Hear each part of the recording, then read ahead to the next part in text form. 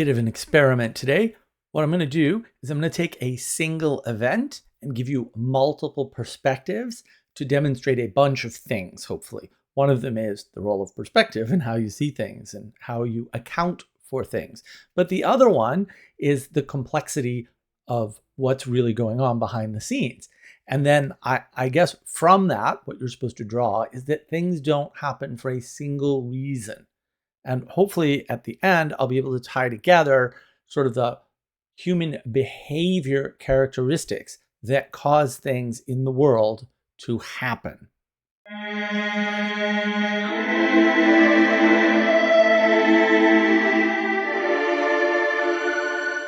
So the Revolutionary War, or the War for Independence from England, as it is sometimes called, is a single event. You can argue, well, there's a lot going on in the single event, but we label it this particular type of war for a reason. I know that in other parts of the world, they're not so keen on this tiny skirmish, even though I think everybody would have to acknowledge by this point that it didn't turn out to be so tiny after all. A lot of important things happened. But what, quote, caused the war? And this is an insanely complex question to answer because there isn't a cause. There isn't a single motivation. There's a lot going on. One of the things I like to say, even though I am American, is that, well, it's really just one small battle in a very large war that's much bigger than the 13 colonies, which is roughly half the colonies that England had at the time. And fair enough, like that's a reasonable way to talk about it. And so maybe there's no motivation, right? It's just a pawn in this larger game. But we'll just take the perspective of the people in the colonies and say, well, what caused them to break off from the British Empire? Like, well, what's going on? And so I wanted to divide this in different ways. Let's just start with the economic reasons, okay? And part of this too is to show you sort of the paucity or the impossibility of some of these frames. So everybody knows about the Stamp Act. Nobody understands the Stamp Act. I mean, these historians with PhDs, they just don't account for the Stamp Act is actually a tax on everybody, right? And it also, because of the way it's done, it gets around a loophole that the colonists were using, right, to avoid having to pay all the time when anything at all was moved from colony to colony by boat.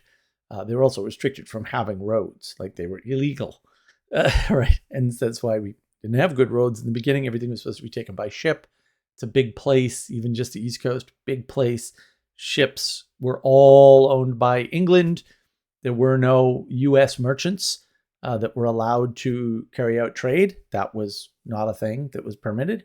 And so the Stamp Act is a much bigger deal than people make it out to be because it affects every person's commerce, including lawyers and politicians, because now all of a sudden, even simple documents that needed to be transported, right, like signed contracts between merchants across great distances, were now subject to a tax, which is completely ridiculous. And so it really does have this whopping impact on the economy. And, they talk about the Boston Tea Party and, well, yeah, but actually they're just trying to get rid of not only a tea monopoly, but other trade monopolies, right? So there's these corporations sort of rising up in Scotland and England, and they are executing trade monopolies on certain items. And they're doing so with sort of charters from Parliament, right?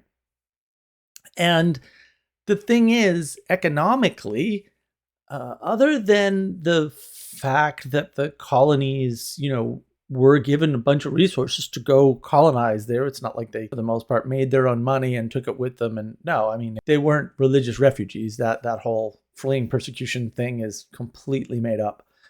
It's a nice story, but there's no evidence for anything like that. But they did fulfill, they were under the agreement. The agreement was you trade through and with England first. Okay, well, they had been doing that. And they built the economy in the colonies from scratch, right? I mean, they had some seed money and they got some investment or whatever, and they got the charters, but they were filling their end of the bargain. And now all of a sudden, this is kind of a changing of the deal from an economic perspective, right? And then there's another factor that a lot of people don't talk about that I forget where I stumbled across it, but you have the wealthiest man in the colonies. Of course, there's some debate about this because if you get out of Charleston, South Carolina, they've got a little bit of a different take on this. But John Hancock in Boston is supposedly the wealthiest man. And the thing is, he can't make any more money. It's not actually possible because of the economic restrictions, which, again, I would argue are completely unfair, that are suddenly being imposed, right, on the colonies by Parliament. So all of these are good and reasonable, in my opinion, economic reasons why you have a revolution, man. Like you can't keep this up. Of course, the backdrop, for all of these quote reasons or frames is that the Parliament's not budging. They're not negotiating. They're not willing to enter into any sort of engagement where the possibility of some sort of negotiation exists. So this is all non-negotiable stuff. It's not like they're not trying to negotiate, but they're just not having any success. And that's a big problem from an economic perspective. But let's sort of switch gears and say, well, how about from a military perspective, if you will? What's going on sort of militarily? Well, there's this imposition of these quartering laws and these troops being stationed in the colonies. Well, the colonies kind of have been participating as normal British citizens in skirmishes that they're able to, and remote, that's much more rare. If people want to leave the colonies, though, they can just join the Navy and go fight wherever England is fighting, right? And so we're citizens in good standing. There's no standing army in England. Why do we need a standing army here? We have our own facilities already, right? And so they've got this military imposition. And they didn't request a standing army. Why do they want to pay for one? Why do they want to quarter troops that they feel they don't need? Right? And you're still, again, you're embedded in a greater fight. This is still France and England fighting each other over control over these lands. Whether it's directly through the colonies or whatever. And the French already have this long history by the time the revolution rolls around of partnering with the Native Americans and causing all kinds of trouble. And so a lot of the things that the Native Americans do that are wrong, way before you get into America did all this to the horrible, innocent Native Americans, is fomented by the French. Now, in the very beginning, a lot of it's just fomented by them. So, there are some threats, right? There's a border. They're really not supposed to go on the other side of the Appalachian Mountains. And, some of the colonists want to do that. And that's part of the excuse for some of the standing army is to kind of hem them in and keep them. No, we don't want you mixing with the natives because that's causing troubles with France. Also, France has some of those lands at this time, right? Like France itself, has lands out there.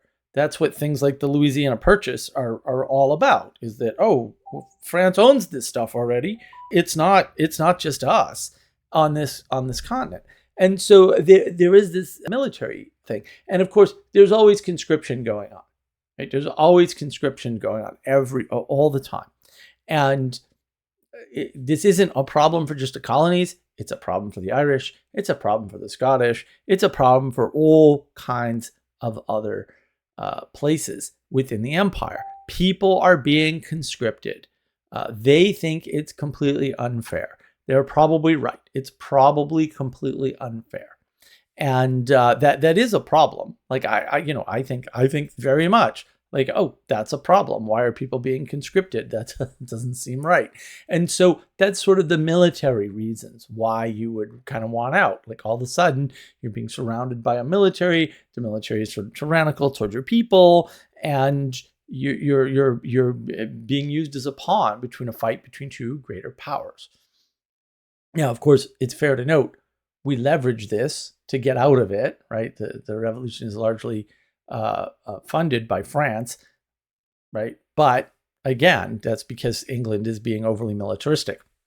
So Let's move on to a different frame. And hopefully you're getting a sense for how deep and difficult and not complicated, not merely complicated, but complex this is, right? What about a political way of framing this problem, a political perspective on this so-called revolution? Well, there's this taxation without representation issue, right? And so there's very much the undertones of these people that are in the colonies, for the most part, believe that they're English. They're English citizens. That's what they are. The king gave them a charter to be here as English citizens, to cooperate in a certain way, which all these trade agreements, which have now been changed, right? And now they're being taxed through things like the Stamp Act and the Townshend Act and a bunch of other things that are going on too. That those are just the big ones, right? Without any sort of representation, which, seems like a violation of the principles of the Magna Carta to them. And fair enough, probably because it is. And there are other issues like judicial issues where they want to set up basically two judiciary systems where they can override the local judiciary system, which is, basically just the English system only in the colonies, right? And there's a little bit of changes already, but nothing too major. So issues of trial by jury and whether or not that can be abrogated later, those come up, right? And the thing is that there's also a bunch of new political ideas on the table that weren't there before, right? And this is all post-Reformation, thanks to Calvin. He's the great evil of all of this nonsense. And, people aren't sure, can we just form new societies? And if so, how? And, look at what happened with Geneva. And, you can fall on either side of that, although there is no goodness in what happened with Geneva and Calvin. So I don't know how you, you could cast some of the horrific things that happened as a good, I guess, but also I don't know how you're going to get there. And, the colonists don't see themselves as subject to Parliament. And there's a reason for this. And the reason for this is there was a political change in England.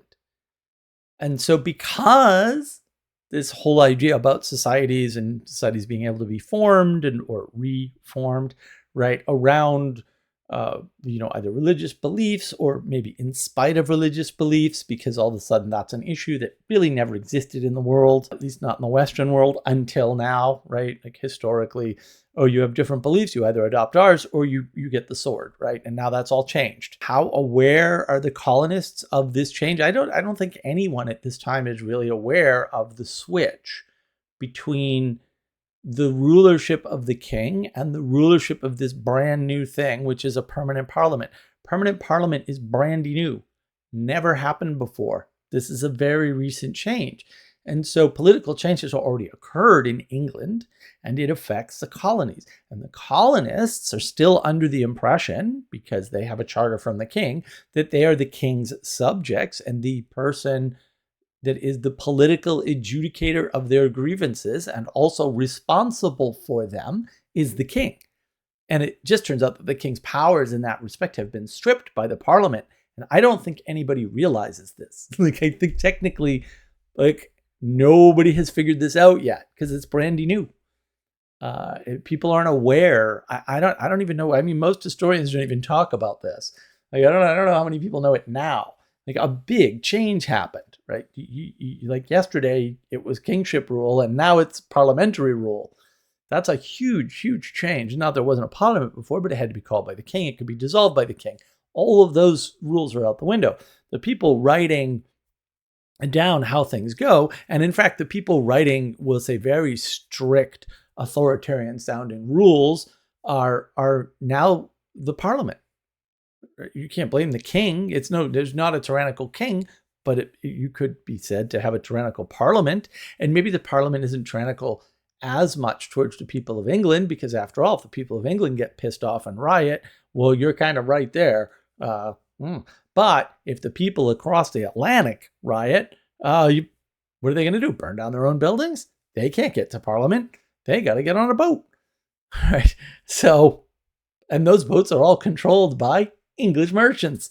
They're pretty safe, right? And so there is this political imposition, and there's this idea that new societies can be formed Parliament had already done that, for worse or for worser at some level. And so, that's that. The fact that it was already done sort of cracks it open, and now it has to be done again, right?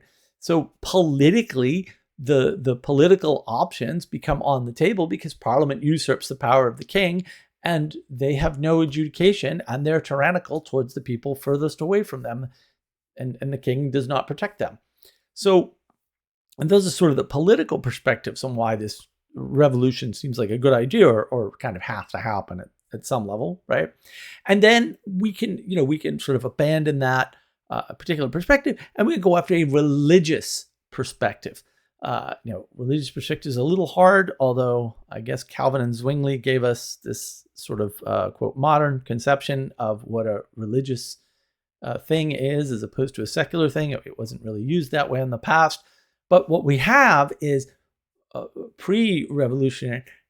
We have the Great Awakening, the first Great Awakening in the United States, and it starts to frame these pastors, these itinerant pastors that are running around, preaching outside of their denominational districts, if you will. It's sort of a sloppy way to think about it. It's just the best we can sort of do, given how we think about these things now. So that whole idea was, not the same back then. But you have these pastors running around. They're not really part of the community. They're going from community to community, very different model, right? And they're casting this conflict as good versus evil. And of course they are, because their tails are on the line too. Because ultimately, Great Britain is trying to plant Anglicanism, which is their state church, into the colonies. And, there's a reason to do that. They're part of the empire. Well, if you're part of the empire and the king determines the church, and the church the king has chosen is the Anglican church, then maybe Anglicanism should be in the colonies. And all these itinerant pastors, for example, well, they're not going to be able to do that anymore. Oh, and by the way, it doesn't matter what denomination you are. Your denomination isn't going to win either, because Anglicanism is going to come in and wipe you out too. So you better get on the side of good, because we're all on the side of good. Look at all the stuff we've built from scratch with very little, if any, help from England. Kind of a good point, right? And so from a religious perspective, all of the religious people are being equally threatened by the changes that England is trying to make, right? So everyone's under threat. And that, if you wanted to put it in, quote, modern, even though there's no such thing as modern philosophy, modern philosophical terms, you would say that is an existential threat, an existential crisis, right? So it's not merely an economic crisis. It's not merely a political crisis. It's not merely a crisis of culture. It is all of those things, but it is a religious crisis. It's a crisis about how you think about your existence. It's an existential crisis. Okay, so that's sort of the religious perspective. And I would argue that's the only important one when you learn history, as I did, without religion and the religious forces. No history makes sense because it's all nonsense, because you need to understand the religious or existential reasons for things, because those are the highest reasons. Everything else flows down from there. So another perspective you might look at is a cultural perspective. Now, this is a little tricky. It's a strange frame at some level, especially after giving you the sort of the top frame. But I'm not trying to give you a hierarchy of frames, right? I'm trying to jolt your way of looking at this with different perspectives. And so the cultural frame is, we had these colonies, they all identified as English, they're now under an existential threat, right? They're under an economic threat, they're under a military threat, there's a change in the political landscape, right? So they're under political threat. The judiciary, the idea of justice itself is under threat. That's, I wrap justice under politics. I think that was fair. But ultimately, these guys have a common identity because they live in a common place, right? They're part of these colonies. All the colonies are under an equal threat. In other words, they have a common identity due to a common injustice or set of injustices that's being done to them, right? And you add to that the new, relatively new phenomena enabled by the cheap printing press. It's not the printing press. Gutenberg makes a cheap printing press. And the advancements from that of things like newspapers and pamphlets, which now enable the spreading of a common narrative. And so now the colonies are able to not merely identify against or for England, but they're able to identify on common grounds. I've lived on the East Coast my entire life. I can just tell you, geographically, not very common up and down the East Coast. Right? You've got a scant little distance at the end of the day between the mountains and the ocean, for example. And there's some plains and there's some swamps and there's some hills and there's some flat stuff, and it's kind of all over the place, right? There's some monadnock, mountains out surrounded by pretty much nothing, right? There's cold coastal regions and there's warm coastal regions, and there's all kinds of weather just on the East Coast of the United States. It's crazy. So this is the area of the 13 colonies. Weather's all over the place, right? There's all kinds of things going on. And so even geographically, they actually don't have that much in common, right? It's not like, oh, the Scottish Highlands. Now, if you want the Scottish Highlands, we also have that here. You go to the bottom end of the Appalachian Mountains, the Blue Ridge Parkway, up by Asheville, North Carolina, in that area. I've been to Scotland. I spent a huge amount of time there, but wow, it looks like Scotland to me, man. A lot of this stuff, some of the areas in the United States look a lot like Ireland. I mean, nothing looks like Ireland does year round because we have crazy weather here, and Ireland does not. Their weather is actually kind of interesting in terms of climate. The local weather is all over the place, just like it is in Scotland. But the climate is way more regular. That green color in Ireland, you're not gonna reproduce that anywhere. But there's a lot of places that remind one of Ireland. We'll say if you're coming from Ireland, and so all the people that are here feel like they're back wherever they're from, or feel like they're in a place that they're comfortable geographically.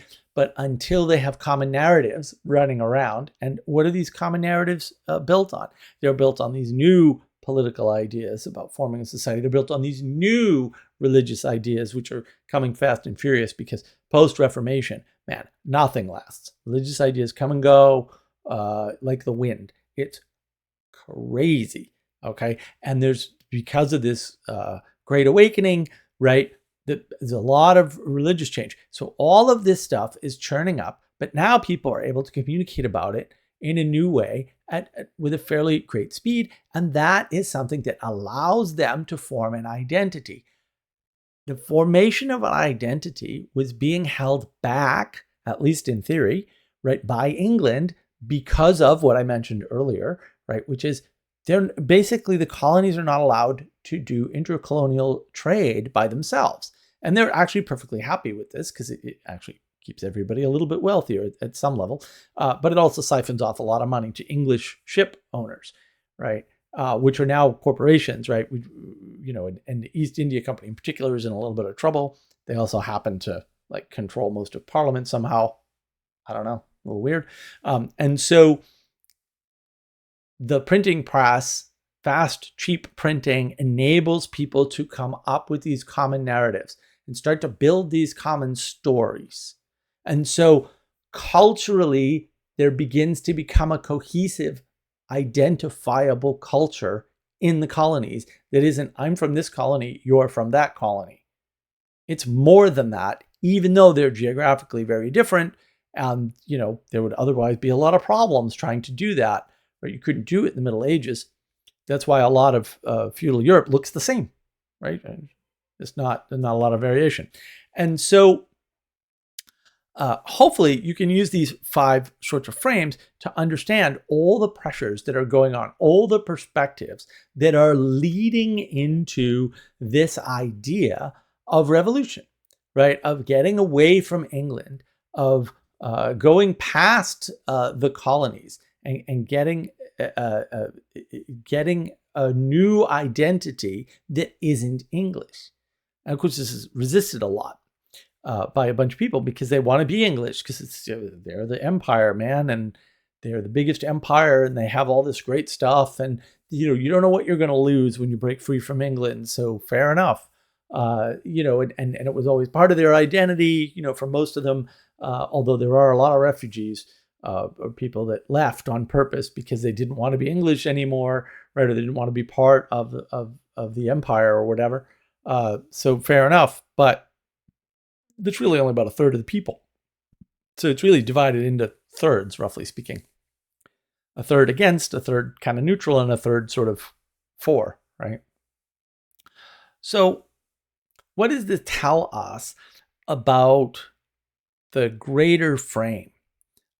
I don't want to use the term psychology because I hate that term now. It's been completely corrupted. But I think what it says is that when you're dealing with human behavior, when you're dealing with person, the way they actually get to the point where they're going to make a change, where something's going to happen, is they're assessing the risks, not the results, because you don't know what the results are. You're assessing risks of the material impacts to them, right? And so those are things like the economic frame and the military frame and the political frame, right? They're assessing risks of maybe the personal cooperation they can have, right? And that is very much affected by the political and the religious and the cultural changes, right? How do we cooperate? Oh, we're really all one sort of group. We're not just colonists with separate colonies. We can also be that, but now we have a higher identity that we can participate in. That gives us a greater cooperation with each other, right? And another sort of way to look at this is that people are assessing the risk of what they can change. Okay, so if you have a corrupt judiciary system, that's kind of a problem, right? If you're not free to choose your religion, that might be a problem for you, right?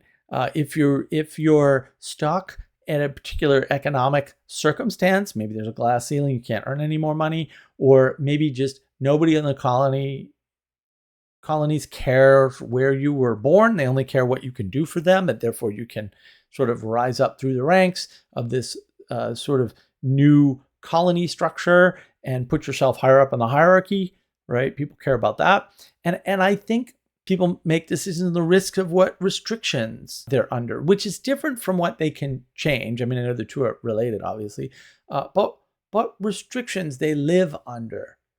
What is the political structure and what does it allow for and what does it disallow? Well, if we treat you as second-class citizens, even though you're, quote, all English, then why be English? Right? That was very much a concern, right? If you feel like the military is imposing upon you, whether just their mere presence or you have to put them up, you have to feed them or whatever, or you have to pay for them through taxes, or they can just conscript you at any time. Those are restrictions that you're sort of living under, and you have to assess the risk of that. And then constraints on the changing of a person's trajectory. So what options are actually available to you? So you don't have the option of your own church if there's only one church, because you're all going to be Anglican, because England is kind of tired of this and needs to bring you into the fold, right? There's not much in terms of trajectory that you can change if the economic system is stagnant and they hold you down to traders who can't trade with one another, can't build your own roads, can't seek your own fortunes, can't create things, within the confines of the colonies, right? These things are risks that a person has to sort of consider. And so I think all decisions really boil down to risk decisions along these lines. Now, I'm not claiming this is a complete framework. This is something I've worked on and off for a few decades now. What actually causes people to make decisions, right, that matter or last. People usually give you a one sort of one-dimensional answer. Obviously, that's not right.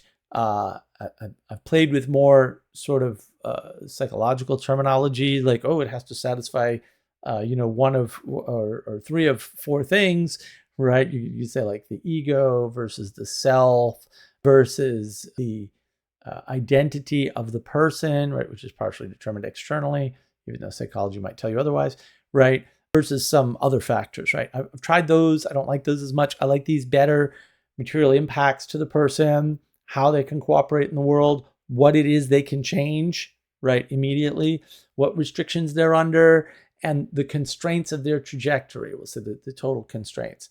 And I think that gives you a better way to think about what's going on and why people are doing what they're doing and why things are happening. Like, you can't boil something like Ukraine down to, oh, well, the Russians just wanted the territory. Well, the Russians wanted the territory for a long time and they didn't take it. So it can't be that, right? You can't boil Iran down to, oh, they have a nuclear weapon. Well, they may or may not have a nuclear weapon, but if they only had a nuclear weapon, are we really going to go to war with them? Because historically, there are lots of places that had nuclear weapons that we want to have nuclear weapons, and we didn't do anything about it. So I don't think so. I think there's more going on. There always is more going on, because just in this list of 5 different perspectives, think about how many, and I don't think that's an exhaustive list, and it's somewhat, I picked it, right? It's not arbitrary. That would not be correct to say, but I picked the list. And who knows if I were picking the right list or have the right categories. Some of these categories obviously are mushy. You probably noticed that, and unavoidable. Doing the best I can here. And maybe this isn't as rigorous a video as you're used to. That would be a fair critique. This wasn't supposed to be rigorous. It's supposed to demonstrate how messy it is to look at things that are in a frame higher than a single person when you are a single person. It's just difficult, right? Some people are really good at this and some people are really bad at this. And that's how you get conspiracy theories, right? Because you follow the logical run of the proposals or the starting axioms, and the next thing you know, it's got to be lizard people running the United States. I've gone over that before in previous videos. I'll link one of them here for you to check out. Thank you, everybody. I hope you found this helpful. The world is complex, not merely complicated. You're not going to figure it out with science. Complicated things, science can do a good job. Complex things, no, don't pull the complexity science thing on me. I'm familiar, not what you think. So look, I appreciate, again, that anybody watches these videos, and thank you very much for your time, energy, and attention.